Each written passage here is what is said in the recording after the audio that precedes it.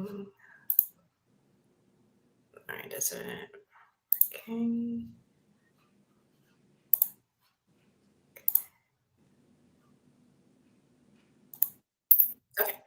Okay, we're live. Yay. Alrighty. All right, let's get started. Hi, everyone. My name is Eunice Kim. I am one of the mentors from Roundtable Mentor. And so today we have an informational webinar with one of my dear friends and colleagues from publishing, Alexandra Aceves. She is, or Alex, I had a bio prepared for you. So. That's right. She is an editor and the coordinator of Spanish language publishing at the independent publishing house, Holiday House. And so Alex and I actually worked together a few years in the industry, but I'm very happy for her for where she is now.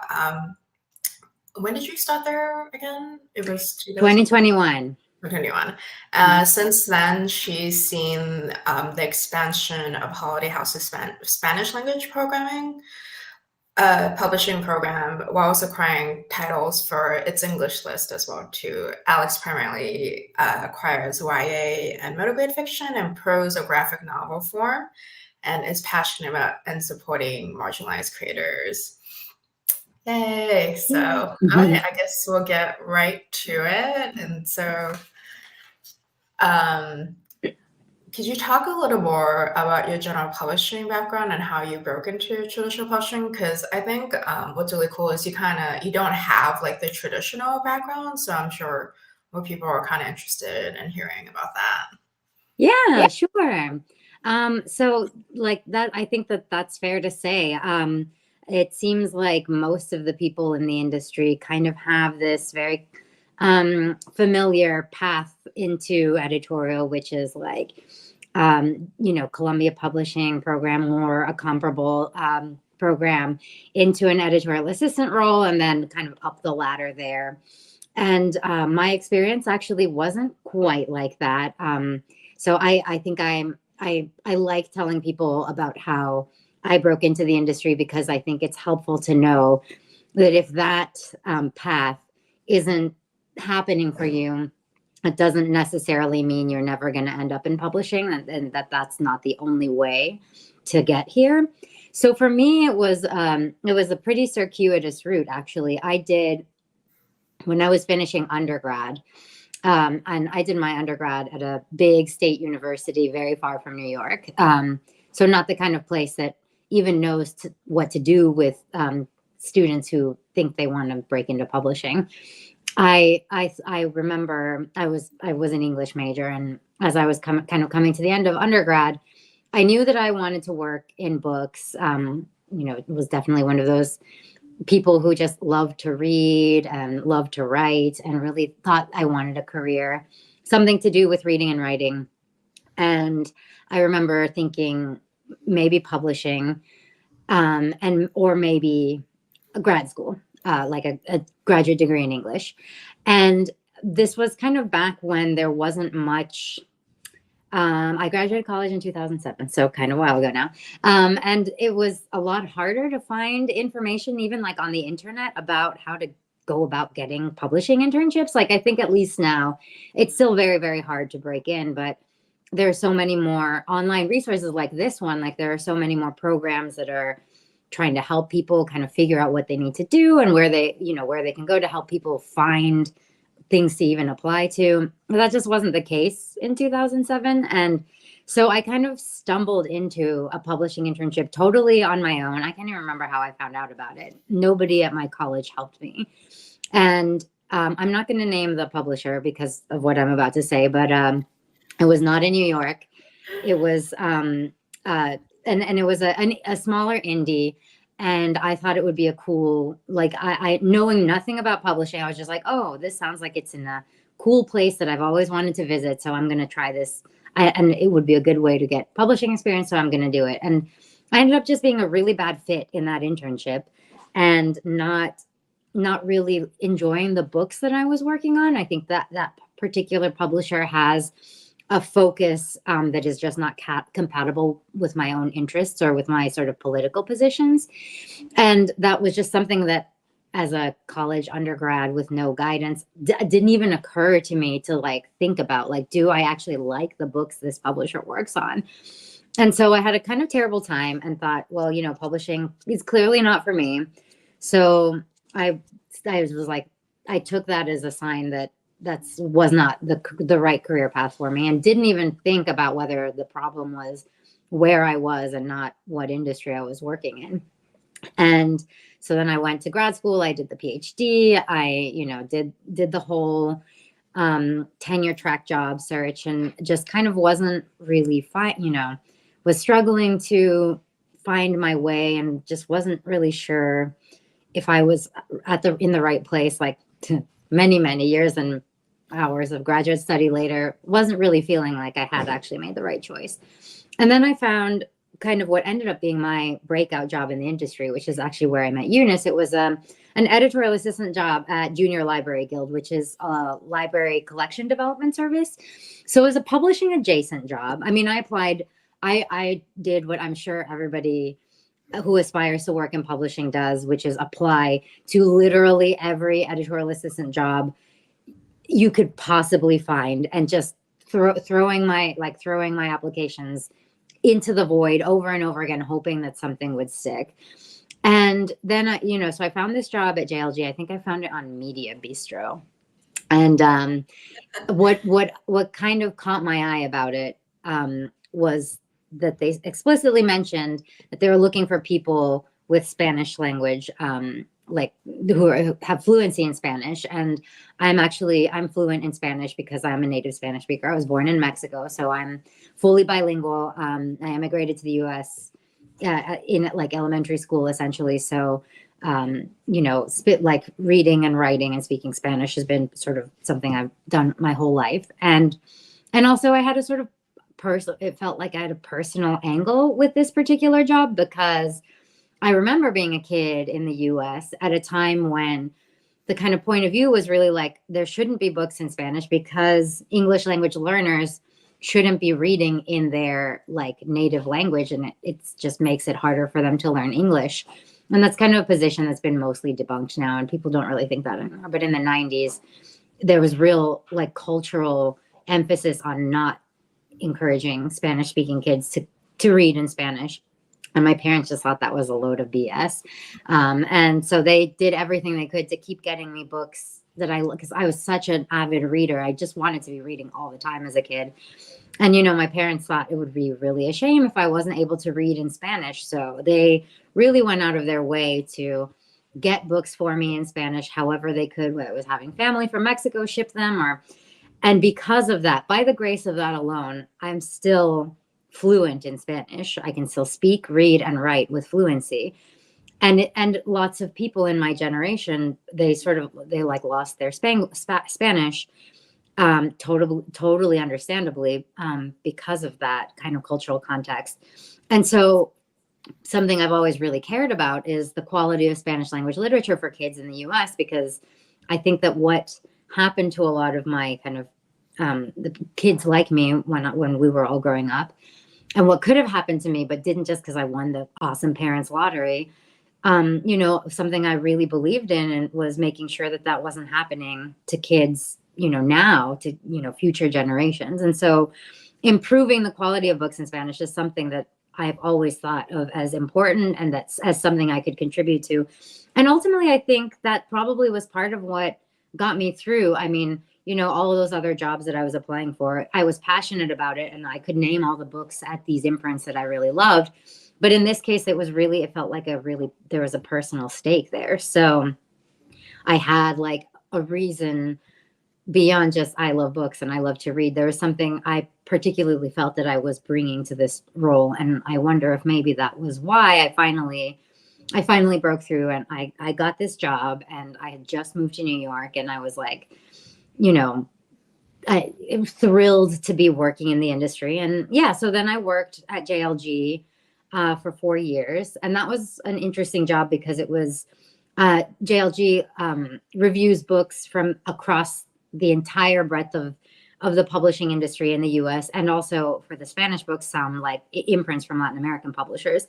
So it was a real bird's eye view of publishing. I was seeing I feel like I got a really good crash course on the nuances, like the difference between like a Penguin Random House book and like a HarperCollins book, because I was reviewing books from every publisher and kind of really getting a sense of how every publisher is a little bit different, kind of the house like style that each publisher has. And so it was a great first job in that regard.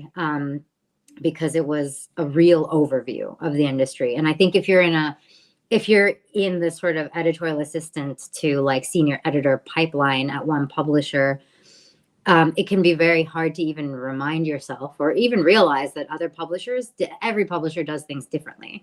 And I think that that's something I learned very early on. And I think that was actually quite helpful and has been very helpful in my current role.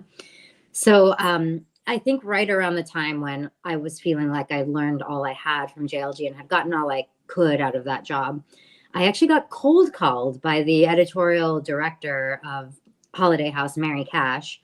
And Holiday House had been publishing, sort of doing a few test cases. They'd been publishing in Spanish as early at like their oldest books in Spanish are from the 90s. Like they did some Spanish editions of Tomie dePaola books in the 90s.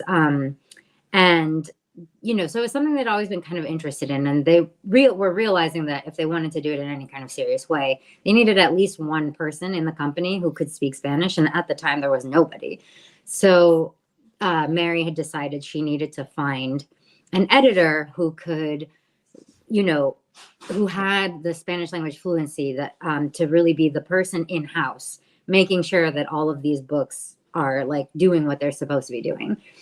And I can't even remember how. I mean, at JLG, I did a few webinars and I tried to put myself out there. It was tricky because in that job, the anonymity of the editorial team is actually part of it's important at JLG because we are making these big decisions and there's a good reason why, but they really didn't want their editorial team to be particularly engaging with sort of like the industry in a way that would compromise the integrity of the editorial process, if that makes sense. We really don't want to be, they didn't want us. Yeah, exactly. Like buddy with editors and like pushing their books through over others just to, it's so for editorial integrity, there was a good reason for it, but it was a difficult job to get so any kind of like profile in the industry to have like any name recognition. And the exception was the Spanish stuff. I do think they were kind of putting me in, and our colleague Sofia Jimenez, who worked with us at JLG and was at Simon & Schuster afterwards for a long time, and I think just is kind of about to leave the industry. But we were there to say there are people here making decisions on the Spanish books who do speak Spanish. And so somehow Mary, got my contact details, reached out to me, asked if I was interested, and it was just impossible to resist because, they wanted me to run the Spanish program, and Mary really was like, we want to hear from you about how to do this. It's not like we just want an editor who speaks Spanish in-house to like check the proofs and make sure there are no mistakes. And then like, we really want someone here who's going to like shape the program and create like a publishing strategy for the program. So they really were, open to hearing me out about what I think is important and maybe not so important in terms of what gets done in Spanish and how it gets done. And then they also were like, we're Holiday Houses is I think a mid-sized indie would be a fair way to describe it. We're bigger than Lee and Low, but we're quite a bit smaller than Scholastic. And so she was like, we also need this person to be acquiring for the English language list. So it's a little bit double duty, but, I think that you can do it. And I was thrilled about the Spanish stuff and very nervous about the acquisition stuff because I had worked up from editorial assistant through assistant editor at JLG. So it wasn't like I didn't pay my dues, do my time, but I had no experience. If you're an editorial assistant at a publisher, you're helping an editor through the process of acquiring, editing, and publishing a book. And so you're seeing all those steps as you assist. and in my case, because I was assisting on something adjacent to publishing, but wasn't actually assisting on the publishing of books, of frontlist books, it meant that I had to go it straight into acquisitions with no knowledge of how that process worked. And so my first year at Hall, and they really wanted me to start acquiring right away. So I made my first offer 3 months into my very first year at Holiday House. So I really jumped right into it. And it only worked because Holiday House is a very collegial editorial department. Everybody was predisposed to answer all my questions, show me their own work. Like nobody was like, you can't see my P&Ls.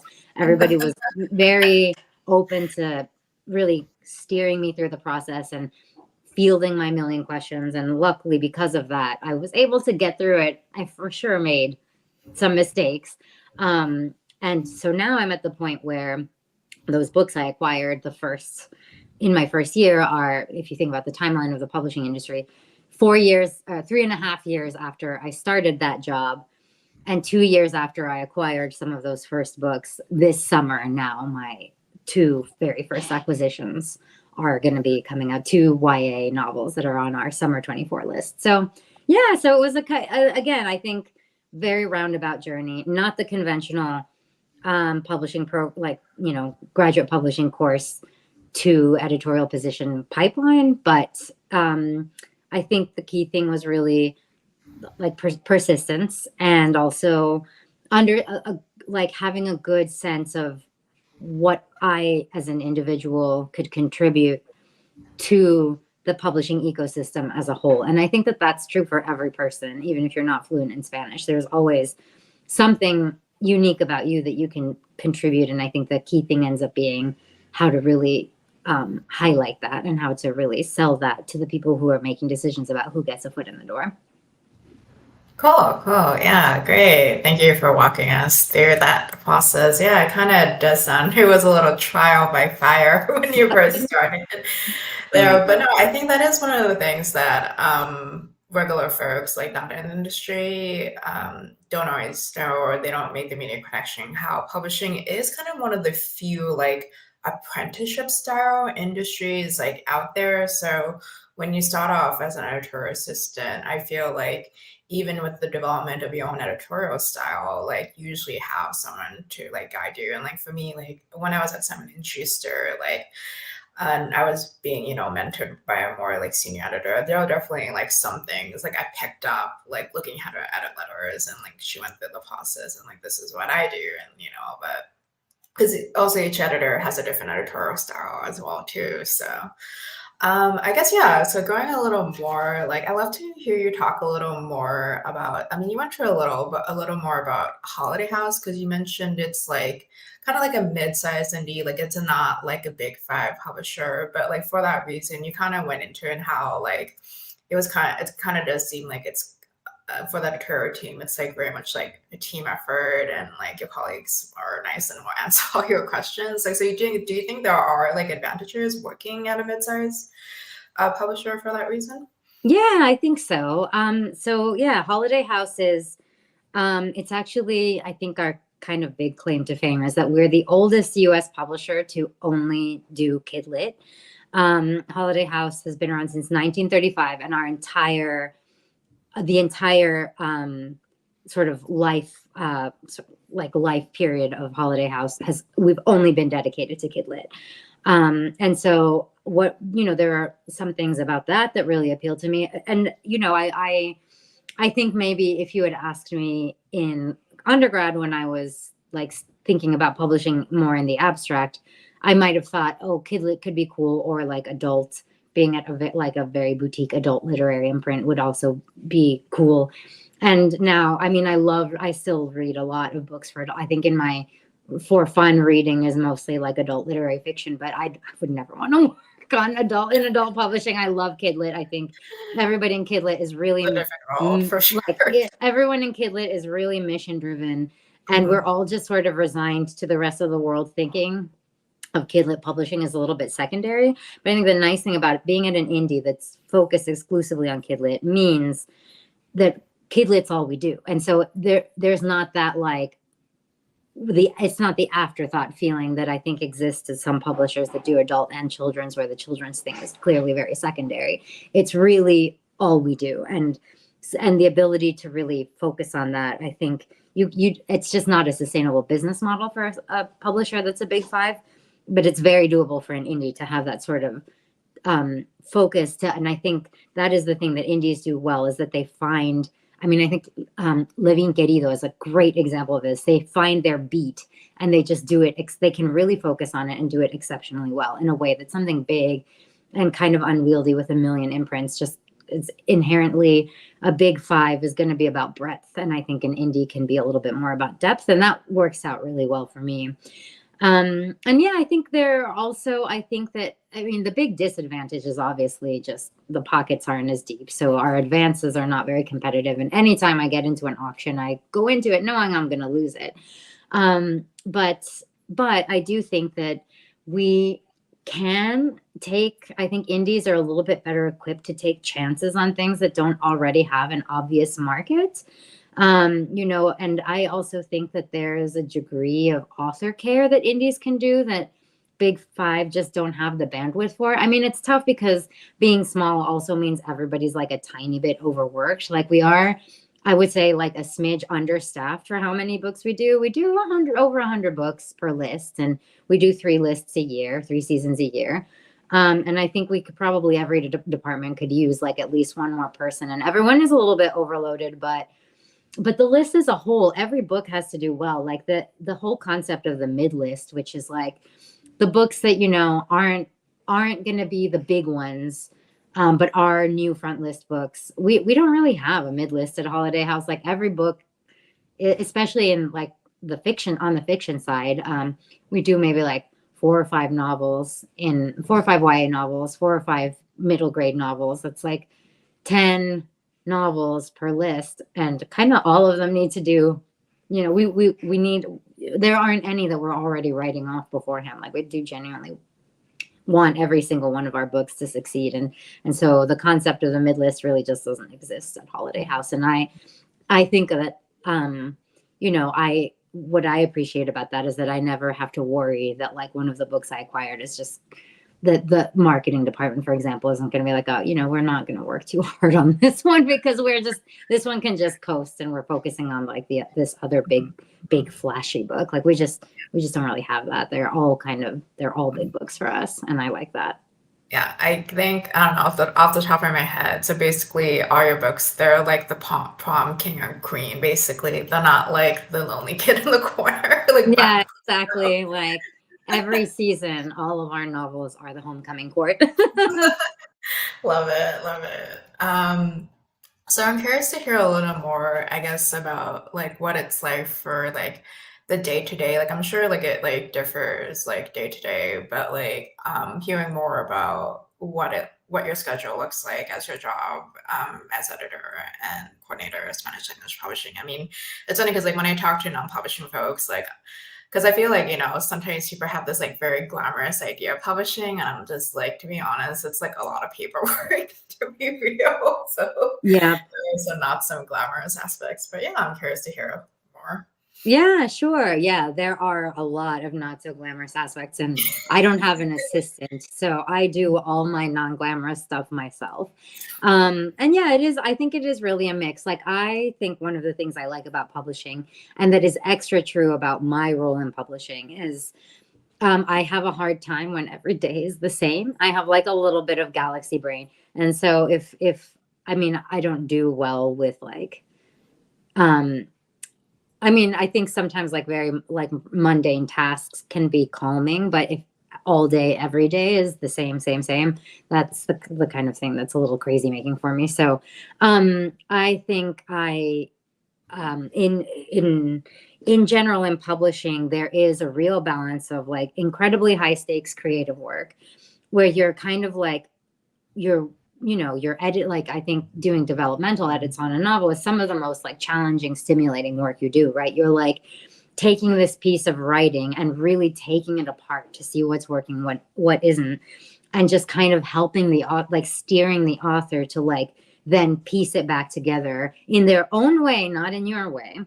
And to be sort of the cheerleader for that, and to be the person who points at the problem but isn't really the person who's supposed to rush to solve them, is like a real, very stimulating, very creative, and can be very absorbing. I mean, sometimes like I sit down to like read through a manuscript and take dev edit notes, and it's like 4 hours have passed in the blink of an eye.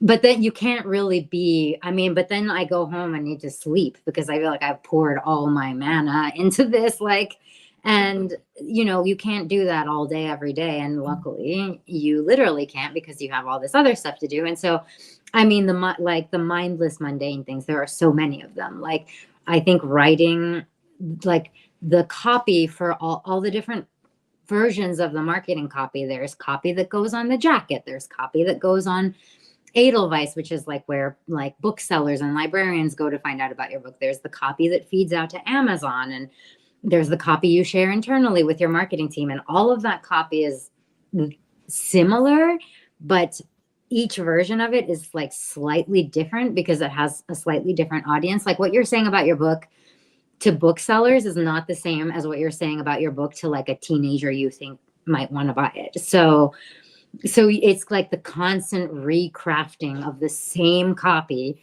over and over again. Like that is very mundane and can get very tedious. And then things just like filling out profit and loss. If you want to acquire something, you have to like fill out this very tedious, very complicated Excel spreadsheet about how many copies you think you're going to sell and how much you think the production cost is going to be for making this particular book based on how many pages long it is and whether or not it has art in it. And then, and just doing that, filling out that form and tweaking the numbers until they come out. Like that is just like, could not be more mindless and boring. But it's like, if you want to buy a novel, if you want to acquire a book, you have to do that first. And so filling those out, and sometimes it's, and then with the Spanish program, this is the thing that I think is really particular to my job, is that like when my like books, when I'm getting like a little bit frustrated with the process of editing my novels or whatever I've acquired, I can just put that aside and work on the Spanish stuff. And when the Spanish stuff is kind of like really bugging me and like frustrating me, I can put that aside and go back to my books, my front list acquisitions in English. And so there's a real variety to my workday. And the Spanish list, like right now we're mostly doing, because, you know, it's a sort of long-term goal to acquire more things that we can do in English and Spanish simultaneously. Those things happen very piecemeal, and more often than not, what we're really doing for the Spanish list right now to bulk it up is going through our backlist and doing Spanish language reissues of some of the books from our backlist. And that can be very, that's a lot of admin-y stuff too, because, you know, we have to like, first of all, just look through everything in the backlist to see what even has translation potential. And then also I have to check the contracts to make sure we even have the rights to do them in Spanish. And if we don't, I have to like contact the agent and ask about doing a contract amendment. And, you know, then I have to track it. Sometimes the book is like out of print and the files are 15 years old. And so I have to like get the design department to make the files usable so that we can like reissue the book. And all of that is like, it's just like a lot of lists, a lot of emails. I write so many emails. I receive so many emails. And I do think that that's important to know, because you have this sense that like editorial, especially editorial, you're just, you know, reading and editing and like coming up with ideas for the books that you're working on. And there is a lot of that. And there's also a lot of emails. There's also a lot of the boring stuff too. So there's no department in publishing. There's no corner of the industry that is exempt from some of that, like endless emailing. No, I think that's one of the things I kind of wish was, so this is when like I had entered the industry and I was doing internships, but especially like if you want to work an editorial at a publishing house, like I feel like there are days when I was there which it was like 80% project management, like 20% actual editing. So it's one of those things which I actually wish it was emphasized more. Like if you want to work as an editor at a publishing house, but you don't like project management, like it's going to be a little difficult because when working with an author and agent, like you are basically the in-house liaison between not just the editorial department, but production and managing editorial and sales and marketing and all that. So it's a lot of like kind of like juggling a lot of plates for sure. Yes. And also, I'll just throw in there some like personality management is a surprisingly big part of an editor's job. And I think even more than the warning about how tedious working in editorial can be, I think the warning that maybe I needed and never got was how much like emotional management and people management it is. Because as you say, the editor is the person who you're the point of contact between the author and agent and the rest of the publisher. And I think that that's sometimes a surprise. So I work with a lot of debuts, and I think one of the big things is a surprise is that they don't get to talk to production. They don't get to talk to design. They get to talk to marketing a little bit, but almost everything has to go through me. And that's for a good reason, they like, we really do value the contribution that every department makes to making a good book. And if you have the author emailing the designer, for example, when they're working on the jacket, it just gets it, it can be very tempting for an author to want to art direct their own jacket, even if they have no design experience. And so I talk to them about the jacket, about the vision, and then they give their thoughts to me. I pass the thoughts on to the designer, and then the designer says here's why we can't do that. And I'm the one who has to pass that on to the author, for example. And so there are a lot of moments when an author is upset about something, and editorial just has to be the person who manages that upset, even if they're not the reason that whatever was upsetting happened. So, I as a person who I'm very like, I don't know. I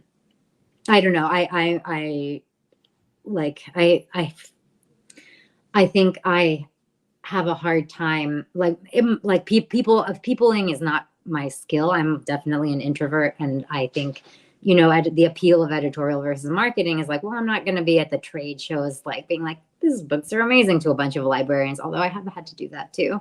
Even that sometimes falls on editorial, being the face of the book sometimes. But yeah, it is mostly you're kind of working independently on your own, but there is a lot more peopling in editorial than you think. And I'm not great with people. So I have, to this day, I think if you were to ask me, what's your weakness? What's your area of growth opportunity, if you like, it is getting better at talking to, getting better at sort of managing expectations from authors and then helping navigate them through. I feel like I'm very kind of sympathetic to an author's want to know what the heck is going on, because publishing is not an industry that really values transparency, and I have a problem with that. So it's not even I don't even want to tell you what's going on. It's more just sometimes I'm like, well, here's your jacket, and an author's like, I hate this and I'm really upset, and I'm like, it looks great, move on. And I have a hard time sometimes being like, okay, I mean, I think it's time to drop this, but the author's really, really upset. So I need to help them out of that. Sometimes I'm a little bit at a loss there. So, people skills end up being surprisingly crucial in editorial. And I think a lot of people who gravitate towards editorial don't have them. So that's always, I think something worth mentioning. Mm-hmm. And I also think that's also the case. Every book is also different. Like no one book is going to be the same. And authors are different too, because I'm sure the authors you work with probably come from all kinds of different backgrounds as well too. So yeah, that does make sense that it does involve kind of learning how to deal with a bunch of different personalities and management. Sure. I want to go back briefly for a second about the Spanish list. So at this point, you talked about how, you guys are working on reissues, but for your list, are you guys looking to publish original fiction or translated work? So yeah, I'm curious, because I also feel international publishing, because I mean, to be fair, we are in the US and English and English publishing. But yeah, I'm kind of curious to hear more about that. Yeah, that's a great question, actually. I think those are sort of long-term goals of mine for sure. Like, I think right now it's predominantly backlist reissues into Spanish, interspersed with acquisitions that were in English, but that we immediately knew we could also do in Spanish. And actually, quite a few of the books we've done SIMO, which I think is, when you can do it, you absolutely should, to do the English and the Spanish edition on the same pub day, both in hardcover. And not only do I think they can sort of boost each other, like the two editions boost each other, but I think there is like, I think the story there, like when you point to a pair of, you know, an English and Spanish edition that you did SIMO, you can point to that and be like, we did this, like we prioritized this. And that alone, I think, is like, I think that that's like a cue that these books are important and valued. And I think that like Spanish language readers, like, you know, appreciate being treated as equivalent and not an afterthought, not secondary. It's not always possible. And honestly, obviously with backlist titles, you're not doing them SIMO because some of these books exist for ages. And in that case, it's more thinking like these books, I mean, Holiday House has a really deep backlist and we've published some really, really lovely books. And so sometimes the story is these books can be readable for a wider audience if we then do reissue them in Spanish. Like now we're making them available to more readers. So that's kind of the backlist thought. And the SIMO thought is we've acquired this. We see that it's accessible to both. So we're doing both editions. We're doing them at the same time. We're treating them as equal. And I think long term, like I would love to do some Spanish language originals. I think the thing with that is that I'm really I brought it up to Mary and she was like, that's something only you can decide, because with even the SIMO stuff, like the books that we acquire and do simultaneously in English and Spanish as new frontlist titles, most books, when they get acquired, they get shown around to the entire editorial department and everybody reads at least a little bit. And we have a weekly editorial meeting and everybody in editorial talks about what we read that week. And sometimes people say, you know, I get why you like this, but I don't think it's a good idea. And here's why. And so sometimes an editor will think, maybe I want to acquire this. And then after taking it around to everyone else and hearing everyone else's thoughts is like, actually, I'm going to pass on this because there's not a ton of in-house support. And the thing with Spanish language originals is it would be entirely my call, that nobody else would be able to read them and give me a second opinion. So it might be, you know, if I find the right manuscript and I'm like, this feels like a sure bet and we should try it, it's definitely something I'm interested in. And another thing that I would be interested in is doing Spanish like imports. You know, sometimes some of the books on Holiday House's list are imports from Australia or the UK. Like one of my colleagues recently acquired an Australian import, and we were doing, like, we put a more US market friendly cover on. So we redesigned the cover and kind of lightly edited it to make it a little bit more US reader friendly. But an import is like a little bit less of an investment than a Spanish language original. But I think potentially looking at Spanish new like front list titles being published in Latin America and seeing if Holiday House can acquire those and have the rights to sell those Spanish editions in the US, again with maybe a slightly more US friendly title and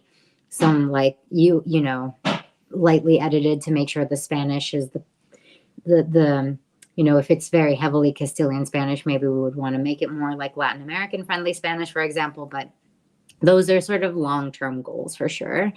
We haven't done either of those things yet, but they are kind of, I hope, on the horizon. They're definitely on my mind and things that I'm trying to strategize around now.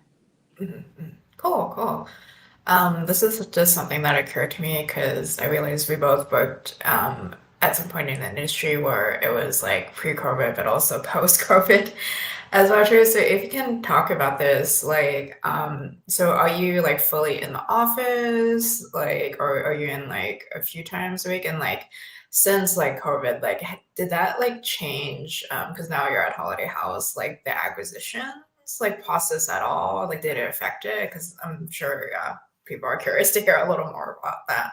Yeah, that's a great question. So yes, the way we do it at Holiday House is we have everybody comes in there's a recommended 2 days a week. And it's done by department. So everybody is in the same days as their colleagues. And then the departments that overlap, like they've kind of worked it out so that each department overlaps with the other at least once. So for example, editorial is in Monday, Wednesdays, design is in like Monday, Thursdays, like marketing is in like Wednesday. I actually can't remember exactly who's in when. I'm sure if I thought about it, I could like figure it out. But the idea is that you're in at the same time as your immediate colleagues, and you're in at least one day a week. You're in at the same time as someone from the other departments you work with the most closely. So in design, for example, if, I'm working on, I have a designer working on a novel jacket, there, it's useful to sort of be in on the same day. If there's like, we're trying to decide between two different color palettes, and I can just like walk over to my colleague's desk and like look at the two different ones, and we could just talk it out. So I think I see the value of the system. I do appreciate that there's flexibility too. I don't know how every publisher is managing it. At Holiday House, the ask is just like, if you're not going to come in on one of your days, if you could just, shoot everyone an email so that if someone else is only thinking of coming in that day because they specifically want to talk to you and they know you're not there, that way you're not wasting their time. But I've never, like on Wednesday, for example, it was supposed to rain like a ton. It was like there was like a flash flood warning. And ultimately where I lived, it didn't end up being all that bad. But there have been days in New York where like you can't even get on the subway because the subway stairs have turned into a waterfall. And I appreciate that, that morning I just emailed everybody, and it wasn't just me, a bunch of us in editorial who were supposed to be in because it was a Wednesday. We all emailed and said, I'm going to be working from home today. And it was not a big deal. Nobody was upset. Nobody was like, no one's keeping count exactly. It's just about, being kind of, being mindful of the other people who might need your time. And so that I think is working well for me. We do have 2 editors who are full-time remote. So, it is possible. And I think that that's important to emphasize, because it also, moving to New York on a publishing salary is like pretty much impossible. And I can only do it because I have a partner who makes way more money than I do. And so I think that for a long time, that was a real barrier to access. And now I think people are very slowly and begrudgingly, the kind of people, the decision makers are realizing it's okay if someone isn't coming in, like, and so, yeah, acquisitions wise, all of our acquisitions meetings, I mean, I think, I can't even remember, like occasionally if everyone happens to be in that day, we'll do it in person, but usually they're just virtual. And so, I've done more than one where I've been at my desk in the office, and our editor-in-chief is logged on. She's at her desk in the office, and our publisher is logged on and he's at his desk in the office. But it's still actually almost easier to do that kind of thing on a call than in like a room when the tensions are higher. Like, I don't know, I think acquisitions wise, everything is kind of, and then the editorial meetings where we discuss potential acquisitions,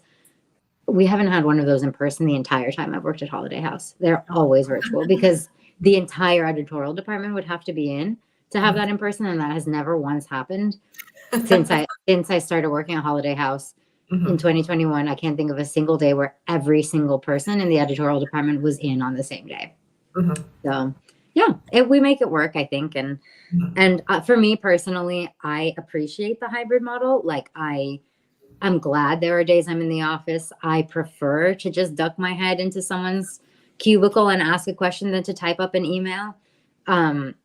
But also I'm really grateful for the days I can just stay home and stay very, very focused on like getting through a line edit, for example. So it works really, really well for me. But I'm glad that if there are people who contribute, one of our editors, lives in California, and she's brilliant. She's the new executive editor for Neal Porter Books, Taylor Norman. She used to work at Chronicle. She's a phenomenal editor, truly. And yeah, I think I've seen her. She comes into New York every now and then to just sort of like check in and housekeep stuff, and that works. That's doable. And the books she makes are amazing, and I don't think are in any way disadvantaged because she happens to be in Northern California instead of in New York. So Cool. Yeah. No, I definitely like feel the thing because I think for a while and because like the starting salary for publishing was like 30K and it was basically like that for like 20, 30, possibly 40 years. But the thing is like when I started in publishing, like I also had to remind people it's actually not 30, it's like 24 after taxes. I'm trying New to York taxes are so high. yeah, trying to survive on that. I don't remember like the one year in Georgia, like we got like a bonus and like then I saw how much we How much lost is Yeah, taxes. It yeah, was so sad. I'm just yeah. like it's about like 50% of the bonus. Yes, yes. I had the exact same experience. I remember they told Mhm, us how much I mean, I think it was the only time we ever got a bonus in that job. So mhm. and yeah, it was like, I remember being like, oh my gosh, this is amazing. I could really use this. And then seeing it and being like, what happened? And then just looking at the taxes and not because I didn't realize the high rate that bonuses are taxed Yeah. and being like, I mean, I'm all for that when we're talking about like corporate bonuses for like executives at, hedge fund managers or whatever. But I think this like little publishing editorial assistant really could have used that 45% of her bonus. Like, so yeah, Oh, it's the salaries are still really bad. They are.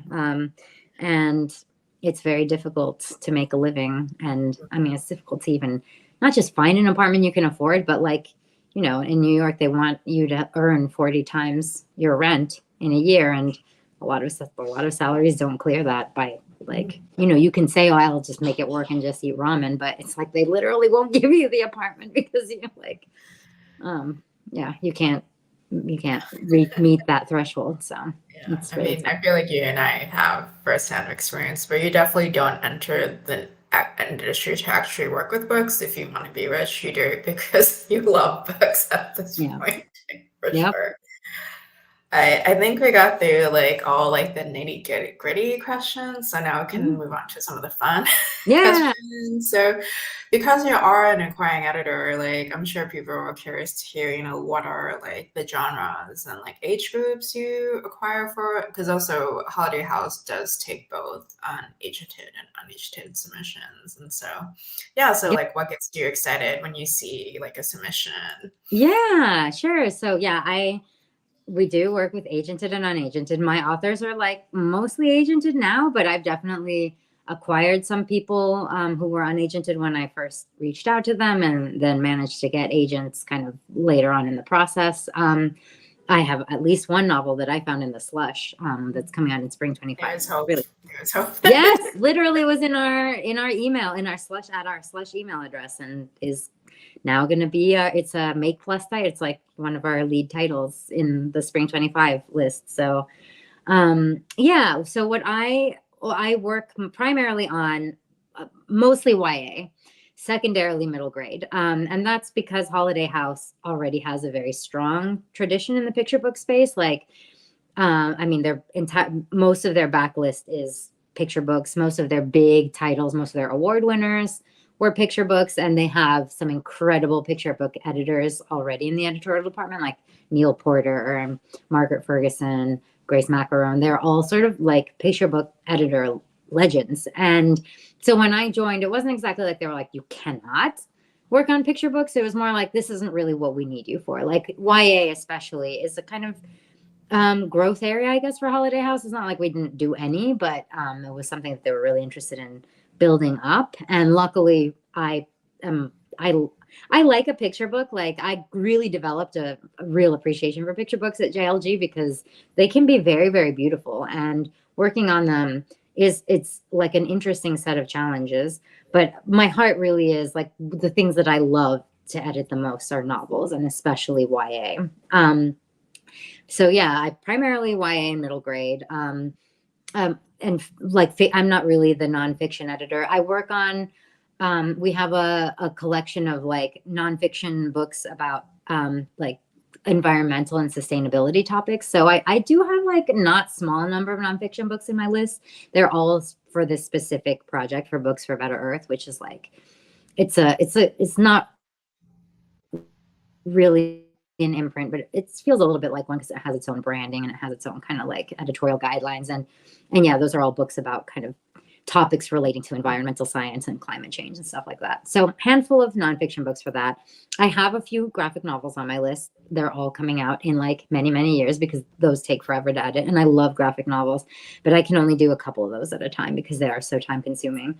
And yeah, so I think mostly what I'm looking for is YA with a really strong voice. I really like strong voices, strong characters. I'm often saying this, like, I love a weird book. Like, I really, really like books that sort of, like, one of my favorite authors is A.S. King. And what I love about her novels is that it's really hard to put your finger on what any of them even are. And I always like bringing books to editorial where I'm like, it's not quite a romance. It's really sad, but it's also really, really funny. And it's like super high concept, but it's also very, very literary. And I mean, that comes with its own challenges, but I really love books that sort of feel unfamiliar, feel like I'm always very excited when I read something. I'm like, I can't imagine that anyone other than this person would have written this. And conversely, I think when I pass on things, it's often like, it's the writing's good. The idea's like, there's legs to this idea, but I feel like I've read this before. And I think, it's books that have a real feeling of individuality about them that I really love. I love horror. I'm really, really interested in kind of books like queering the canon, if you like. Like, I like books that make like queer interventions into primarily like cis het narratives. That's something that's very, very interesting to me. I'm like, always looking for, I don't know. Yeah, just books that, like, I love a book about a kid with a really specific interest. Like, I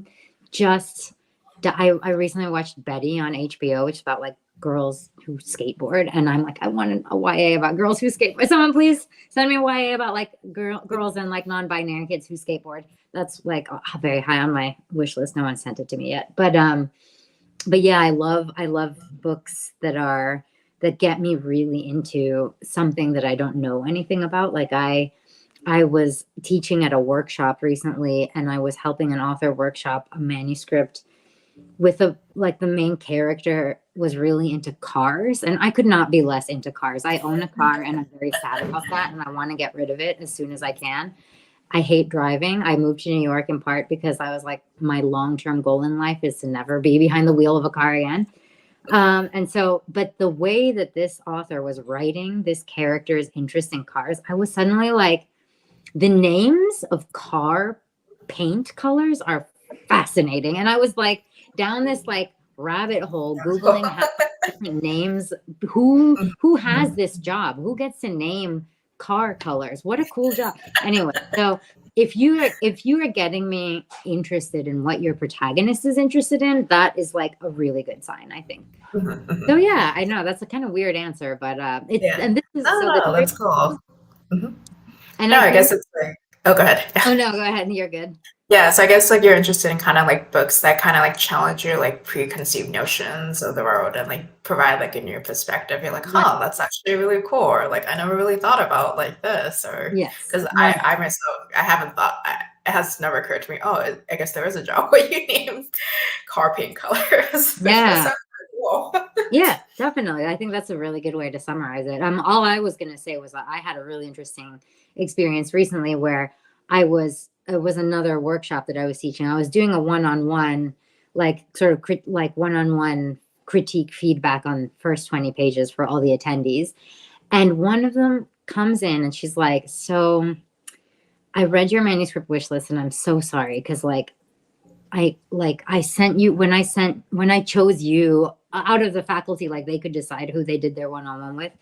And so everybody who was working with me had like decided that it was me they wanted to talk to. And she was like, when I was really excited to work with you, but then I looked at your manuscript wish list and I was like, she's going to hate this. And I was like, this was my favorite sample from the 9 that I read, this was the one that I was like, I'd like to see the rest of this. Maybe I could make an offer on this. And she comes in and the first thing she says is like, I'm sorry, you probably hated this. And I apologize for not looking at your manuscript wish list before, because if I had, I wouldn't have sent this to you.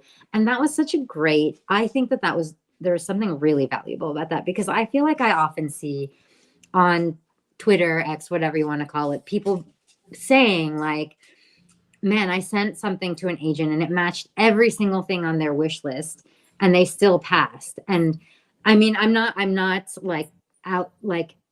out here saying, first of all, that you shouldn't be complaining, because querying is wildly frustrating, and it is totally valid to just like feel like you need to articulate your frustrations, like, and it's not even about like whether or not there's a good reason for why that happened. It just sucks, and that you should, there's nothing wrong with saying that.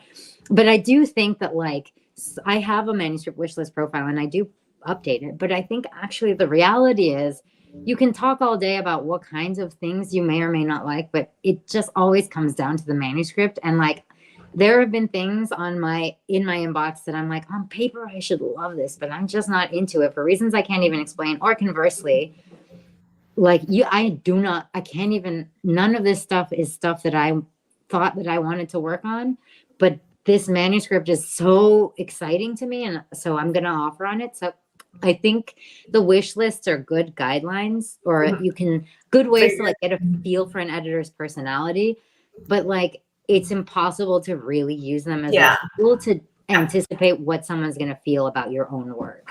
Yeah, I feel like, the manuscript wish list, it's like a good tool, like a good like starting off point. But I feel like in some cases authors kind of treat it, it's kind of like the end all of all things, but which is not, it's just really the starting point. And it's like you said, like it really like kind of just like boils down to like the execution of the manuscript, because it can be like pitched in a certain way, but until you actually have it in front of you and you start reading, you never know what you're going to be into. And it's one of those things in which when I started working at Simon & Schuster, and I ever like when I was working for a senior editor, I asked her like, do you ever like say no to not to like saying something, like if you're being pitched a new project? And she was like, no, like, because you never know, like it could be something, or like maybe like the pitch may not speak to me at first, but then I dive into the pages and I'm like, yeah, I'm really into this. So yeah, I never know.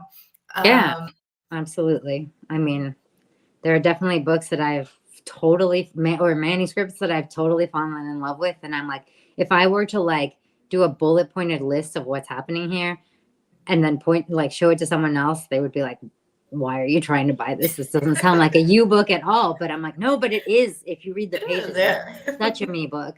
So yeah, I think that's always, it's frustrating because it means it's something unquantifiable, unpredictable. There's no way I can't even necessarily say that it's good writing or bad writing. It is just either it is or it isn't, doing that magic thing into my brain where I'm like, oh, I've fallen into the world of this story. And, there are definitely craft tools that help writers make their pages more compelling. But at the end of the day, it's something so alchemical, impossible to predict, impossible to create or manufacture. And that's really hard to hear, because that means there's nothing you can do about it. And, everyone wants to have a little more control over what happens to their pages than that. But the reality is, it's not even about what it's about. It's not even about where it's set or whether it has the things in it that I say I'm interested in. It's literally just about what happens in my brain when I sit down to read your pages. And that's something that there's no way you can anticipate, you or I can anticipate. Yeah, particularly I feel like character voice is like really tricky to describe, because it's one of those things in which like it like leaps off the page, like from page one, but like actually trying to like bore it down to like the nitty-gritty of it like can be hard, I feel. Yeah. And so, because I also remember like there are cases like in which my boss is new editor, like sometimes she would get submissions and like, this is like great, but literally like I literally am not the right fit. Like I don't know what to do editorially. Yeah. And I also feel like authors should like keep in mind, like editors, like they want to be excited, like they want to be excited about your work and be the best champion that there is. So, oh yeah, because the truth is, you are going to, if you acquire something, you're going to read it over and over and over and over again. I mean, I'm talking about you are going to read that book so many times. And I'm excited. yeah, and at the end, some in some ways, your sharpest reads have to be at the end, when it's like you're looking at the past that's about to be released to the printer, and what you most want to do is like, yada yada, I've read this so many times, I just want to glaze over it. And that's the moment where you have to read it with like a super critical eye to make absolutely sure this is what you want printed in the first print run of this book. And to have the energy to read that attentively that many times, you have to really love the book. You have to really love the book. And I think that I've been really lucky with that. Like right now, yeah, I have one book that's just gone to the printer. I have one book that we're like, I think in the second pass now, we're like correcting things. It'll go to the printer next month. And what's happened with both of those is that every time I reread it, I'm like, oh God, this is really good. And that's what's keeping me going. And that is what's allowed me to read, keep reading it in all of its forms, keep reading each draft, read all the way through the first pass pages, then read all the way through the second pass pages to make sure the corrections to the first pass were implemented and to make sure that there wasn't anything you missed.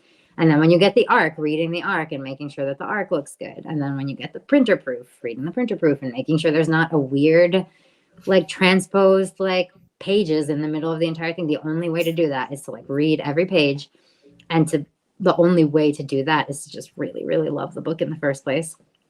Mm-hmm, for sure. Before I get into my next question, I forgot to mention this earlier, so sorry, y'all. But for those of you tuning in, if you would like, we will have a short Q&A session towards the end. So you can, next to the live stream, there should be a chat box. So you can feel free to type any questions, and Alex and I, we should be able to see it on our end. So yeah, keep that in mind. So I wanted to ask, so would you have any, I guess, like general advice for like any authors that like want to submit to Holiday House? Yeah, so I think our website is not the most user-friendly, but I think that's actually kind of true of all publishers. Like, I don't think publishers rely on their actual websites very much, but on our website, in the FAQ link, I think we do have like a profile of each of our editors. So if I think it's a good idea to get a sense of who's the right person.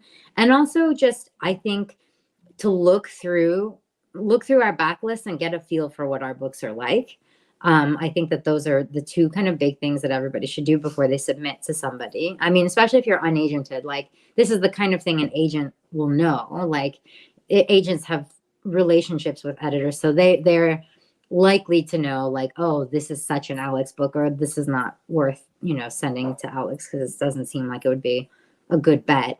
If you're unagented, I think the way to recreate that is to just really familiarize yourself with our backlist and get a sense for like who, like look in the acknowledgments, figure out who did what, and kind of like get a sense for like, is there someone over there who, this could be like, if they edited X book, I could totally see them doing mine. Like, I think it requires a little bit of digging, but I think it will save you a lot of heartbreak in the long run, because you're going into it kind of not just because they're a publisher who takes on agented submissions, but because there's someone there that you think actually would have a vision for your book.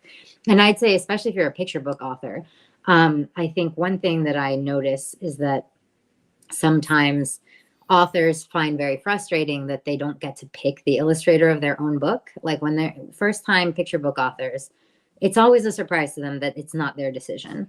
And I've even had instances where like a picture book author has an agent, and the agent is trying to negotiate for author approval on illustrator choice. And that is something Holiday House will not do, period. And the thinking is that the the publisher has, like, they know kind of, you may like think, like, unless you're a really experienced artist yourself, or book designer, or someone who really knows the industry well, you might like have a sense for like what your personal taste is aesthetic wise, but maybe you probably don't have the most informed instinct on like what works for the market for the book that you're writing, or, you know, what agencies different illustrators are at. Like, there are all sorts of factors that really complicate that choice. And so I think the best thing you can do as an unagented picture book author is look at the art in our back. Like, there are really specific things that we do and don't do in our art. Like, we really, really don't work with, like, there's a whole very popular style of commercial picture book art, very colorful, very graphic. I don't think you'll find a single book in the Holiday House backlist that looks like that. If that's the kind of illustrator you want, and you submit your manuscript to Holiday House and an editor likes it and offers on it, you're just setting yourself up for heartbreak, because that is not the art you're going to get, because it's not the kind of art that we do. And so, yeah, I think the best thing you can do before you submit is know who you're submitting to, and not just in the sense of which editor you are hoping to work with, but who are we? Who is Holiday House? Is this really the place that makes sense, the right home for your book? Like, if you can really make a case for why that is, that's just the fact that you've thought about that and are articulating that in your cover letter is a big deal, I think. Yeah, cool. No, I feel like it's like one of those things that the general public is aware of, that most picture book books sell on text only. So it's this irony that the text has to be strong enough to stand on its own. And I have so much respect for like picture book writers, because let me tell you, at JLG, I'm pretty sure they took me off picture books because 80% of my reports were like, this picture book art is ugly and kids deserve better than ugly art. I'm like, I'm sorry, there's only so many ways I can say that in my reports, but I've always had huge respect, even though I'm like, I personally, I'm just like, I don't get them, like, not really my thing, but kudos to picture authors, because it definitely is an art to create a text, that's like less than 500 words and has to be strong enough to stand on its own without illustrations, for sure. Yeah, it's really tough. Yeah. Would you say for aspiring authors, it's important to kind of focus on developing your craft first? Because it was one of the things I came to realize when I was at Simon & Schuster, because I worked with a bunch of authors that came from a variety of backgrounds. Like, some like had MFAs, some of them didn't. One never even went to college. Some authors like didn't pick up a pen until they were in like 40s, 50s, and 60s. But one thing they all had in common, I felt, was they took the time to really develop their craft. I felt, yeah. Yes, I definitely would say that that's true. And yeah, again, I want to totally co-sign what you're saying, that working on your craft can look like a lot of different things.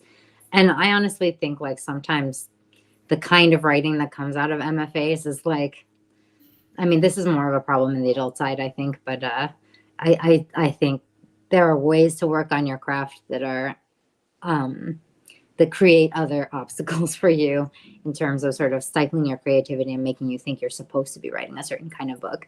But so it doesn't necessarily have to be something expensive and hard to like access, like an MFA.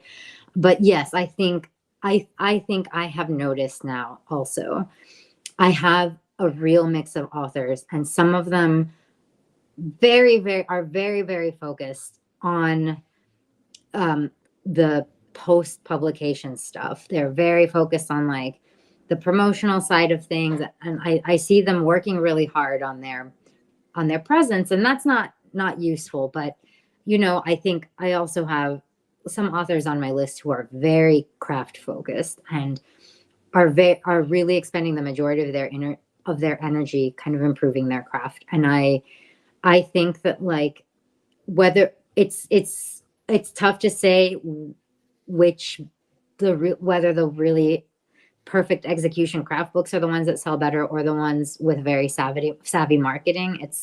It's not even that I think it doesn't even have to be one or the other. And I'm not saying that one is better or worse than the other, but I feel like as an editor, that response I was describing, like that tingle of excitement, that like getting lost, for me personally, it is always a craft thing. Like, I'm like, this person has a really, like, it's not even that the book has to be all that polished. I've definitely acquired things where I'm like, this needs a huge overhaul before we can actually print it. And the developmental edit is going to be extremely extensive, but there's a spark of really thought out character, or there's like a really interesting writing style, like a really interesting choice of like some really interesting structural choices.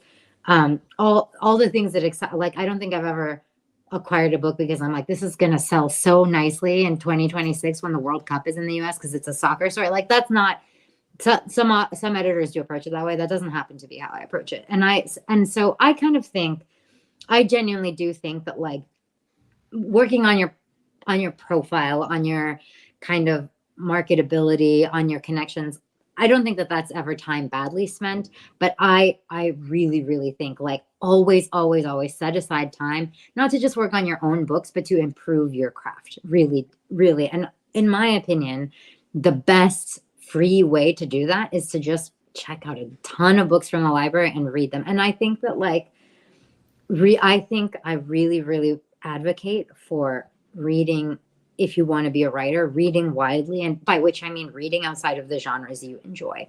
Because I think that there are, like, I think each genre kind of operates slightly differently. But then as a writer, you're really like the creative problem solving that comes out of like ironing out like a plot wrinkle or like making a character fully developed. Like sometimes if you're just reading the same kind of stuff as what you're writing, you don't maybe necessarily even see where something could be a little bit more refined. But then you pick up like a sci-fi book, even though you're like, I'm not really into sci-fi. And maybe you don't love it, but maybe you're like, oh, I see how this author is doing this one thing that like you don't see it much in like rom-coms, but it's actually like something that's applicable. I think I just think the more you read, the more you have a better sense of like what does and doesn't work for you, and also like on a craft level, what does and doesn't work. Like sometimes things just don't work very well. And yeah, I don't know. Like I think you can certainly go to an MFA program or join a critique group or sign up for workshops to develop a language to describe what those things are, to like talk about things like, I don't know, like second act slumps or the 100-page turning point. Those give you a framework and a vocabulary to describe what isn't working. But I think the instinct for it really just comes from reading. Like that's my hot take. It's just reading, just read, continue to read everything you can get your hands on, because you may not be able to say in the industry preferred way, nothing like the first 100 pages of this book, you don't really experience a single turning point, or like this character doesn't have enough of a critical thought. Like you can, if you've gone to enough workshops, you develop a language to describe what isn't working. Or you can gain access to the shared language the industry uses to describe what isn't working. But it doesn't necessarily make you any better at either identifying those things or fixing them. And I genuinely just think reading is the only thing that will help you do that. Mm-hmm. Cool. Yeah, thanks for answering that. I touched on it briefly, but I feel like sometimes, authors like worry that they don't have like a big like social media following and whatnot. And it was one of those things which, like, when I used to work in marketing, like a common question for debuts would be like, do I have to be on every single platform? And I would tell them, you don't have to be on every single one. Like, just pick one that you actually like want to be on and just do that. But yeah, is this something that you take into consideration before you take something to acquisitions, or you're kind of just like, well, it's a bonus if you have a lot of followers? Is it kind of more just like that, but it's not like a mandatory thing? Yes. Yeah, I think it's a bonus is very much how I think of it and how I frame it at acquisitions. Like I am not going to pass on something great because the author isn't on any platforms at all. I think one of my favorite books I ever worked on, that author is not on anything. I think she had Twitter and she deleted it recently. She had an Instagram and she deleted it recently. She's literally not on anything anymore. Mm-hmm. Mm-hmm. More power to her. Her book is a masterpiece, and we'll find other ways to promote it. I think if you enjoy that stuff and you're good at it, I'm not like, you shouldn't be wasting time on Instagram. You should be in your writing den, just like, reading James Joyce and diagramming Joyce sentences. Like, it's not like it's a waste. I mean, I think, like, I see authors who are really savvy self-promoters on social media, and it does help. It definitely helps. So my view is always, especially for kid lit, like, kids have a really, really strong bullshit detectors. Like, if you are not a natural on TikTok, they're not going to buy your book because you're out there like shilling it on TikTok. They're going to know that this was like something someone told you had to do, and it's not going to impress them. Like, I don't think that if you are not interested in it and you're not very good at it, I don't think it's a good use of your time. And I think the reason publishers have marketing departments is to, like, do that stuff for you. But if you like it and you're engaging with that content anyway, and you're on the platform anyway, and you want to do it and you enjoy doing it, yeah, like, I'm never going to be the editor being like, get off TikTok and do your revision. Like, every piece of that process is important. And if that's part of your process as a creator, then it's important. But yeah, I've definitely gone into acquisitions for sure with that as like an extra, being like, this person has 10,000 followers.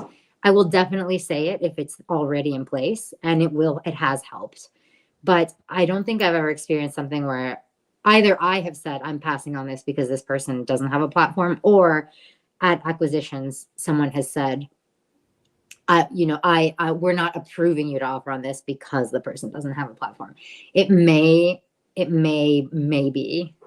informs the advance, maybe. And even then, like, if you're submitting to an indie, the difference is going to be a couple grand, which is not nothing. Don't get me wrong.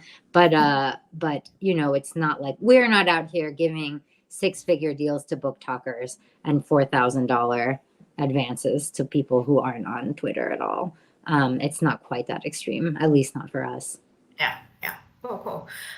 We did have a question come in for the Q&A, which we were asked, what's the difference between high concept and literary? Because those terms were thrown out earlier. Definitely. Yep. And that's a great question. And I actually think that they're not mutually exclusive things. This, I'm just gonna show this book, because I've talked about it so much. This is a novel of mine that's on the summer 24 list. This is the first thing I acquired at Holiday House. It's coming out in May. This, I think, is like, what I loved about it was that it is both high concept and literary. So first of all, I do just want to clarify that I don't think of those as mutually exclusive categories. I think there are a lot of great books that are both.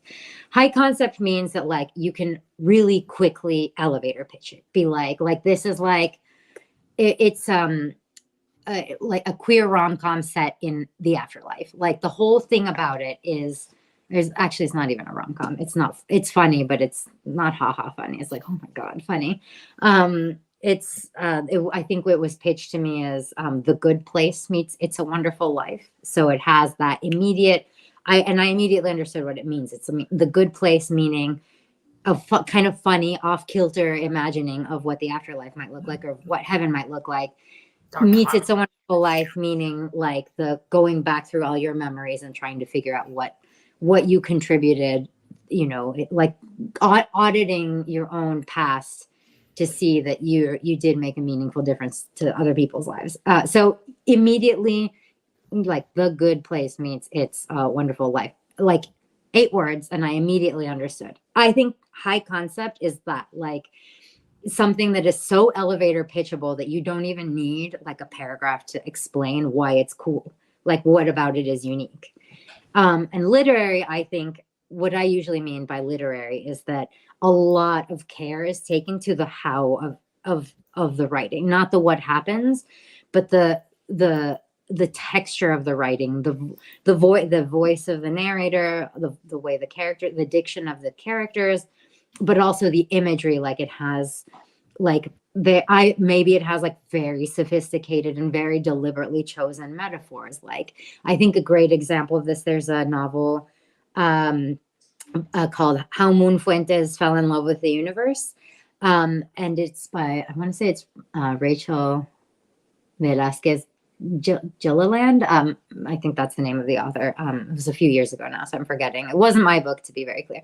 But that character, Moon Fuentes, it's not even like it's not even mentioned or pointed out ever, but all of her imagery is nature imagery. So when she's thinking like about how her sister looks, she doesn't think like her hair is as black as like tar. It's like her hair is as black as like newly tilled earth or something like that. I mean, I'm literally not, I'm just making it up at this point. But I remember what really stuck with me was that all of the metaphors were nature metaphors. And that's something that's like, it's not like some character was like, wow, Moon, all of your metaphors are nature metaphors. It was just about it was seamlessly incorporated into the writing such that I didn't even notice it the first time I read it. And it was when I was rereading it later for a craft talk that I was like, every single metaphor in this novel is a nature metaphor. And you don't even notice it. It's so, it feels so inevitable to that book that it doesn't jump out at you. It doesn't jar you out of the reading experience. It's more like you're like, this whole book has a vibe about it, a texture about it, and a specificity about it that I can't even put my finger on. And it's not until I literally break it down and like type out all of the imagery in the book and make a list that I realize, oh, they're all nature metaphors. Like that's why, as I was reading it, I was feeling like I'm reading it in a like lush, quiet forest, and I'm like sitting on a bed of moss, and that's where I've been transported when I'm like reading this book. It works on you in ways you don't even notice until you start picking it apart. And so when I say literary, what I mean is that there's real care. There's a lot of care and detail and attention put into the word by word and sentence by sentence crafting of it, as much as what happens, as much as like the plot points, that a real attentiveness to the how of the writing. And it doesn't even necessarily have to be very ornate. Like I think there's literary writing can be very, very spare, but again, spare for a reason, like spare, deliberately chosen spareness, you know what I mean? And spareness that is like you're writing the sentences that way because it contributes to the vibe of the book as a whole. Does that make sense? Yeah, it makes sense. And I also think, sometimes it has to do with like internal action, in which there's a lot of care given to like the internal journey of characters as well too, when I think of literary fiction. Yeah. So, we had a few questions come in ahead of time. You did a little, you showed us one of your client acquisitions, but we were asked like, what are you reading now? Like, are there any more client acquisitions that you're excited for that are coming out? Yeah, sure. So what I'm reading for fun right now, actually, I find myself having to mostly read. When I read for fun now, I mostly really do read books for adults, and it's just because if I'm reading anything kid lit, it's very hard for me to just read it for fun. I'm immediately like picking it apart to be like, why is this so good? Or every now and then like, why is this so bad? Not very often, but adult books for adults are somehow the only thing I can still read and like shut off that part of my brain. So I'm reading a really beautiful memoir called No Son of Mine, which was actually written by a close friend of mine. It's about how coming out as gay to his family and becoming kind of disinherited by his mom. It's really lovely. If you're a fan of tearjerker queer memoirs, No Son of Mine by Jonathan Corcoran. So what else am I working on? So Siobhan's book, which I have already shown and happen to have on this desk, is my kind of first big book out. It comes out in May. I also have a really fun book coming out later this summer. It's called The Loudest Silence. It's by Sydney Langford. And what I loved about this one is, it's a dual PO. It's much more, I would say, like, then again, if we're going to throw out more terminology, it's not, I don't think high concept is a good description for it, but it is commercial. And what I mean there is that it's got a very sort of like, it's got a very like accessible setup to it. Like there's a lot of like high school music references. It's very inviting, and it just sort of like, this could be fun for everyone kind of way. And I mean, it's not like it's actually, despite the packaging and sort of the vibe of that book, it does like engage with some really serious themes. It's so it's dual POV. one of the characters is deaf, hard of hearing, and the other is grappling with generalized anxiety disorder. And these are also both things that the author, Sydney Langford, is like sort of living with. And so it's very drawn from life. And what I loved about that book, and I think is really, really special about it is, so one of the characters, as I said, is deaf, and mainly communicates using American Sign Language, which is a visual language. And just as an editor, the challenge of figuring out how to depict ASL dialogue in a printed book, it was like really a head scratcher. Like we really, put a lot of thought into, do we italicize it? Like, do you transliterate the ASL? Because ASL has very different grammar from English. So do you write the sentences in English to convey the meaning behind what was said? Or do you try and match this grammatical sentence structure of ASL sentences? It was just like, I mean, as an editor, like sometimes you just take on a book because you're like, this is going to be such an exciting challenge. And I really don't think there is enough fiction about with like deaf protagonists, and not enough fiction for kids and teens about ASL as a language. And this really kind of gets into, it's not, it's one of many themes, but it does a lot of work to kind of like think through the nuances of ASL that are different from English. Like, and I never learned ASL. So, it shouldn't have been a surprise to me because I do speak more than one. I speak 2 other languages besides English. So I know this about Spanish and I know this about French, but it's like ASL has accents. ASL has regional dialects. Like ASL has,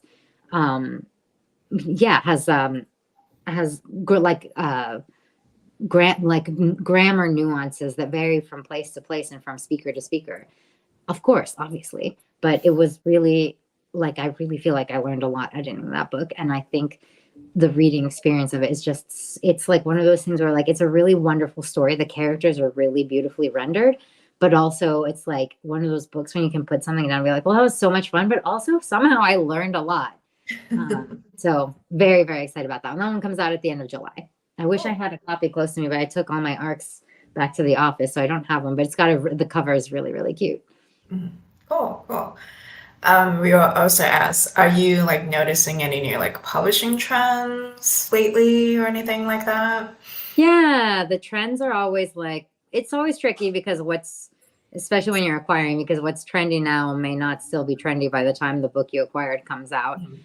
But what we're hearing is trendy. And honestly, I think indies are chasing trends less than the big 5 are maybe. So we're a little bit less kind of hamstrung by trends.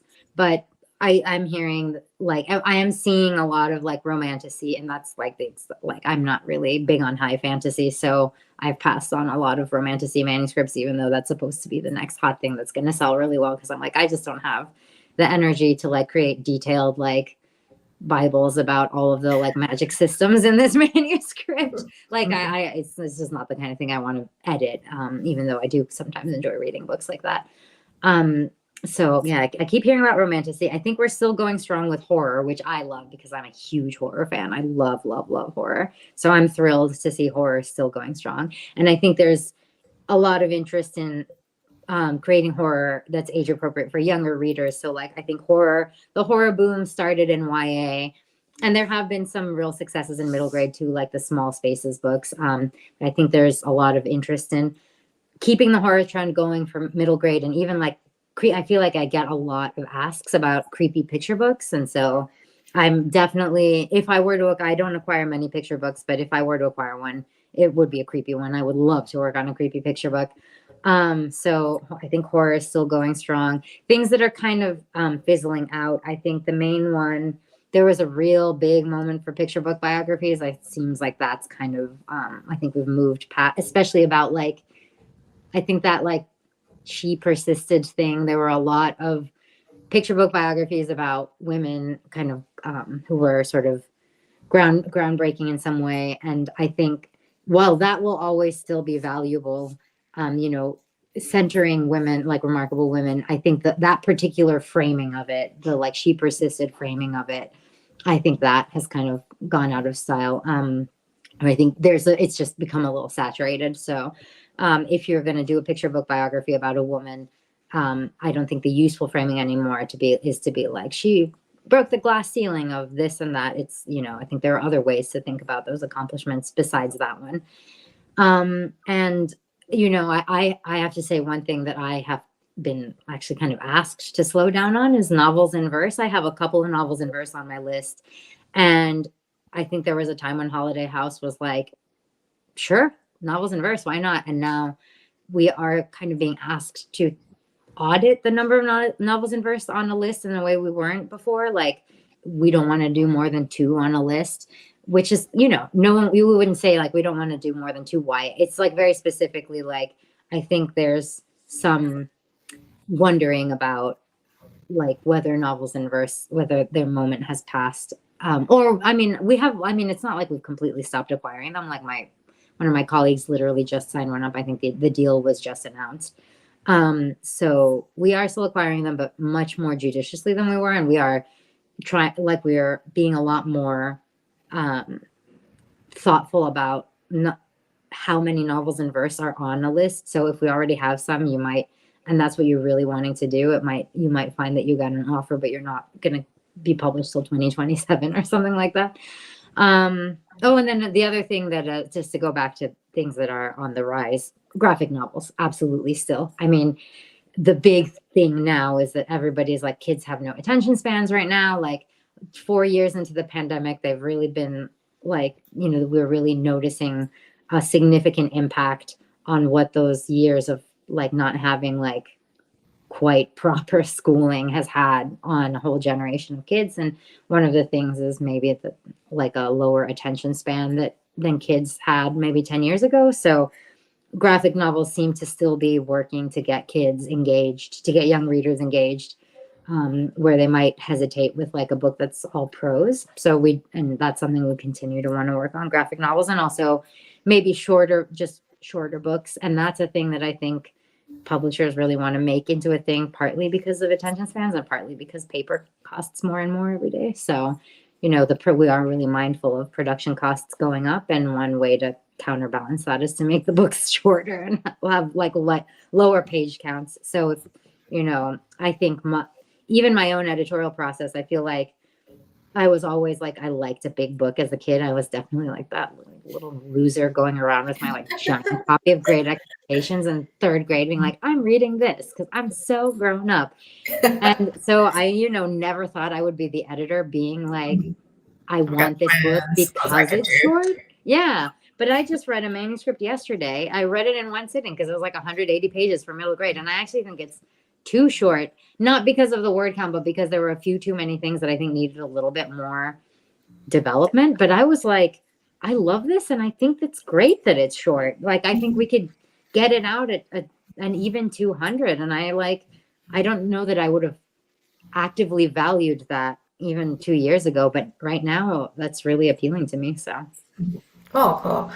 I do want to be mindful of your time. So like the last question I had for you, and it occurred to me because we haven't addressed this, but you yourself are a writer. So do you... I don't want to talk about this at all. airing it all out. That's the question. But do you feel as a writer, has it informed your work as an editor and the development of your own editorial style? Yeah. Yeah, no, that's a good question. I'm happy to answer that question as long as I don't have to talk about any of my actual projects. I do think so. I think what it helps with is knowing what it feels like on the other side, because the truth is, like, it's always the book business sits at a really uneasy intersection between art and commerce, right? Like, you want the books to have literary value, you want the books to have social value, but they still do kind of need to, unfortunately, under capitalism, they still kind of need to make money. And we're not really in a world where we can just be like the art for art's sake and everyone still gets to make a living. So, I think as the editor, it is my job, it is the publisher's job to think about the economic realities of publishing this book. And I find that, the editorial is maybe the one who thinks about it the least relative to other departments. But actually, even then, like, we're not huge on this at Holiday House, but like at some publishers do audit their P&Ls 2 years out. And it's like your book didn't make as much money as you argued it would when you tried to buy it. That does come down to you a little bit as an editor. And so sometimes when I'm thinking about participating in a really big auction and trying to get cleared to make a really big offer, I'm like, if we don't earn that out, that's going to like sit on, if we don't make money off of this book, that's going to be hanging over my head as an editor. And like people are always, not my colleagues in editorial, but you know, our publisher maybe remembers that, and it is a worry. So I think my job is to be the person relaying the financial realities to the author. But being on the other side of it, I know how impossible it is to be objective about your own work. You can be really, really professional, but still have feelings. Like it's impossible to turn those feelings off. Some authors are pretty good at almost achieving it, and some authors are terrible and are just going to feel terrible at that. By which I mean they're going to feel everything in a big way, and there's just nothing to be done about that because that's just their personality. And so I think that like if you've never been on the other side of it, it can be a little bit difficult to understand why everyone is telling you this jacket is gorgeous, but you just really don't like the girl's haircut on the cover. And you are just like devastated at the thought of having to like go around marketing this book with this girl who has a mullet on it and whatever. I mean, this is a totally made up example. I don't have any books with covers where the girl has a mullet, but you know what I mean? Like as the author, you're having these feelings that are all wrapped up in like your daydreams about what it would look like when your book is out in the world, and like the reality is just never going to match it.